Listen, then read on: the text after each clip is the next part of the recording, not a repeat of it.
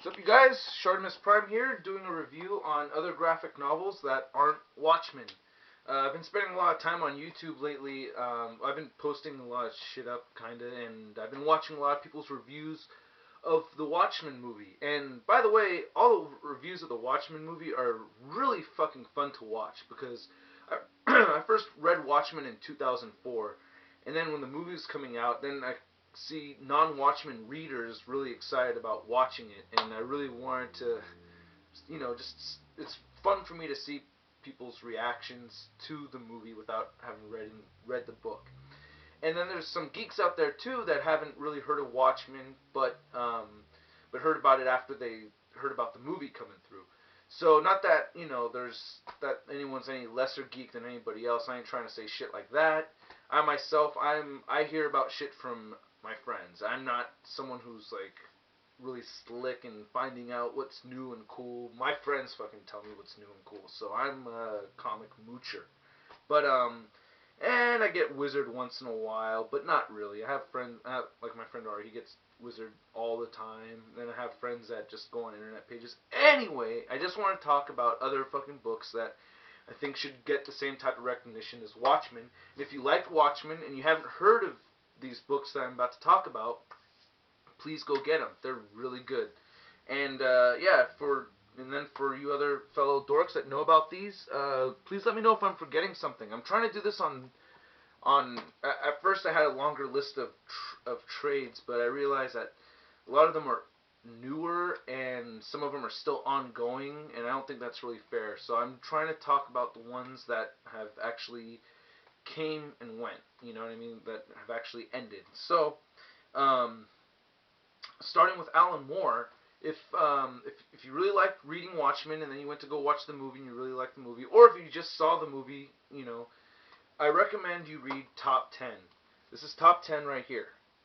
Now, Alan Moore has done a lot of great stuff. Don't get me wrong, but he's Killing Joke was fucking great. I really like his Swamp Thing run. That went on for I think quite a few trades, at least 7 or 9, something like that.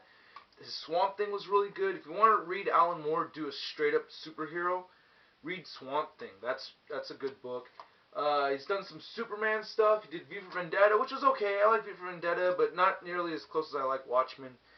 But Top 10 I like almost as much as I really like Watchmen. And it takes place, just to tell you a little something about it, it takes place in the future. And everybody has superpowers in the future, in this world. So, kind of like the opposite of Watchmen, right? Like, all those heroes really didn't have any powers except for Dr. Manhattan and maybe Ozymandias, for being super smart. But besides that, none of them had superpowers.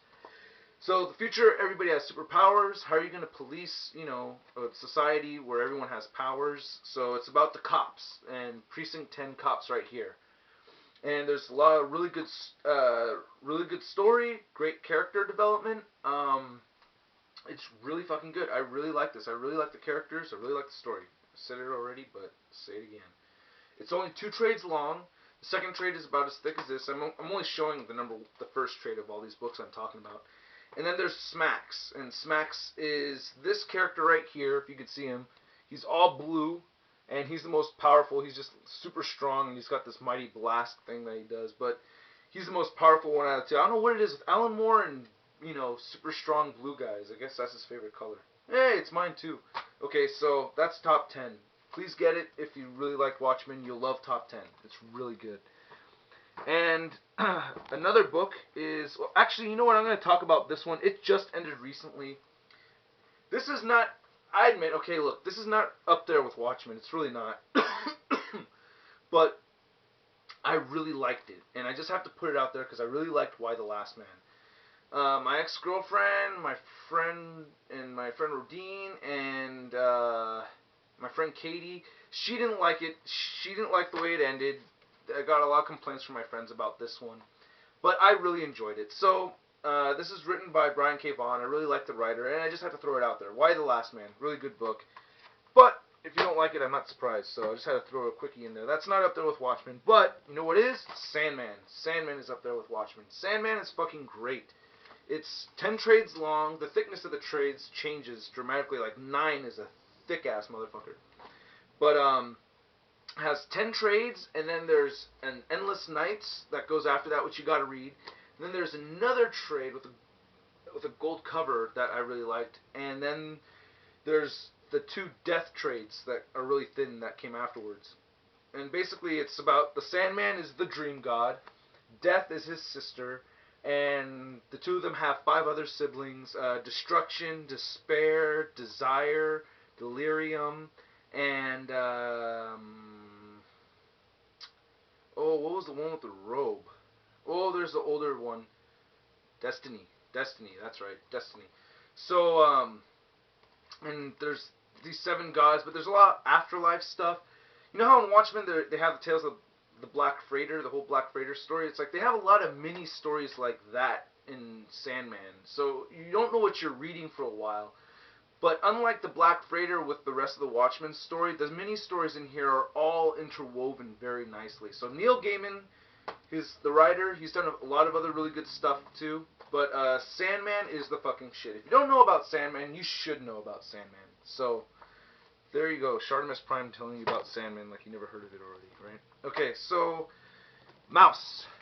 Mouse is another really good one. I think I saw Wizard did a 100 best trades thing out there, and I think Mouse came up on top as number 1. I don't really personally agree, but it's really good nonetheless. Very indie type comic, you know. If you look at the artwork inside, it's all black and white. There's not a lot of color going on in there. It's basically about this guy Art Spiegelman. He interviews his father. His father was a Jew in the Holocaust during World War II. And he fucking saw all kinds of crazy shit, and, you know, this guy survived, and it's basically about the father interviewing, Art Spiegelman interviewing his father and his father's story. At the same time, they go into the father-son relationship there a little bit, too, so you kind of have those 2 different stories going on at the same time. Very good book. It's a little heartbreaking, it's very sad, and it's a little bit of a history lesson. You know, there's no color in it or anything, so you kind of have to prepare yourself like that. But it's really good. I highly recommend Mouse. I really liked it. And then my number 1 favorite is Preacher. I love fucking Preacher. And Garth Ennis is a fucking amazing writer. This is Preacher right here. And it's written by Steve Dillon. Yep, Steve Dillon.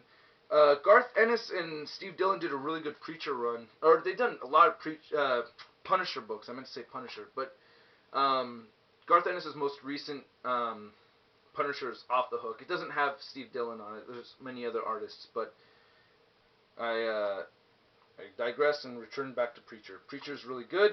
It's basically what happens is this demon and this angel, they fuck, they have a kid, and it basically defies God's plans and the way God had set out the universe, because demons and angels can't have sex together. It just doesn't happen. Well, these 2 did it, and they had this not hellspawn, but this demon angel child that is apparently equally as powerful as God, because it's the result of this impossible thing happening in God's universe. That baby possesses the Preacher, Jesse, right here. So his power as a superhero, kind of, he has the word of God. He can make you do whatever you want. So when you read it, it's in like this really bold magenta color, maroon color text, and whoever he tells, you know, to do what, it has to happen. And then the plot behind it is he's basically on a mission to kick God's ass for all the cruelty, horror, and murder and destruction and shit in the world. So he's got a vendetta on God, on God's head, and he's chasing after God. He's got his best power right here, Cassidy, who's also a vampire. I don't know how, but there's vampires. And his girlfriend right here, Tulip. So it's a really good book. Really great look at society and a lot of horrible shit, you know. There's other stuff out there that I'd like to talk about, and I've made several attempts to do this video because I just keep blabbing hell long, you know, and if you watch this whole thing, hey, good for you. You're a very patient person. I like you. Alright, so thanks a lot, you guys, and I'll probably do another one of these on some other more recent comics. Alright, peace.